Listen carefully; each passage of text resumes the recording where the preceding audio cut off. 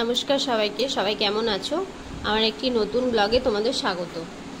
তো তোমাদের সাথে আমি আজকে কিছু একটা শেয়ার করব, সেটা হচ্ছে ট্রেনের টাইম টেবিল সম্পর্কে।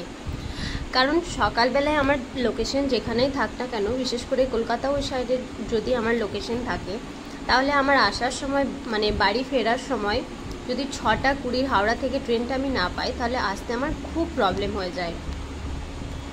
প্রথমে বলি যে আমি যে জায়গাটায় থাকি সেই জায়গাটা হচ্ছে খুব শহরও না, খুব গ্রামও না, মানকর। আমি যে পাড়াটাতে থাকি সেটা গ্রাম, কিন্তু মানকর বেসিক্যালি গ্রামই, ঠিক আছে? তো তার মানে এখান থেকে কলকাতা যাওয়া কোনো অসুবিধা না, হাওড়া পর্যন্ত কোনো অসুবিধা না সকালের দিকে, কিন্তু ফেরাটা অনেক চাপ হয়ে যায় যদি 6:20 ট্রেনটা আমি না পাই। তো সেদিনকেও ছিল আমার লোকেশন বেহালাতে, তো আমি ঠিকঠাক টাইমে মানে আমার কল টাইম ছিল যেহেতু 10:30, মেকআপ দিয়ে আমাকে বলে দিয়েছিল যে 10:30টার মধ্যে তুমি দোলন ঢুকে যেও, তাহলে তোমার অসুবিধা হবে না। তো আমি চলে গিয়েছিলাম। আমি সেদিনকে খুব একটা ভালো বাস পেয়েছিলাম, এসি বাস। তো সেই বাসে উঠে আমি টোটো নিয়ে আমি আমার ডেস্টিনেশনে পৌঁছাই। তো স্টুডিওতে পৌঁছে গিয়েছিলাম, তখন কেউ আসেনি, ঠিকঠাকভাবেই দিদি আমার ওয়েলকাম করে।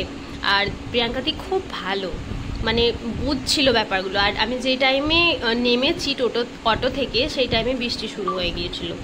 তো দিদি আমাকে লেট না করিয়ে তারপরে স্টুডেন্টগুলো সব চলে আসে দিদির আস্তে আস্তে। তারপরে দিদি জানে যেহেতু আমার লোকেশন অনেকটা দূর, বর্ধমান আসানসোল লাইনে কিছু প্রবলেম থাক আর না থাক, এই ট্রেনের প্রবলেমটা থাকবেই। মানে এতটা হ্যাপা বওয়াতে হয়, মানে বোঝানো সম্ভব হয়ে ওঠে না যে কি করে যে বোঝাবো যে এত বাজে ট্রেনের অবস্থা। তো তারপর প্রিয়াঙ্কা দি আর লেট না করে আমাকে মেকআপে বসিয়ে দিয়েছিল। আর এই ছিল প্রিয়াঙ্কা দির স্টুডেন্ট। সবাই খুব ভালো ছিল, খুব কোঅপারেটিভ ছিল, আর খুব মিশুকে ছিল সবাই।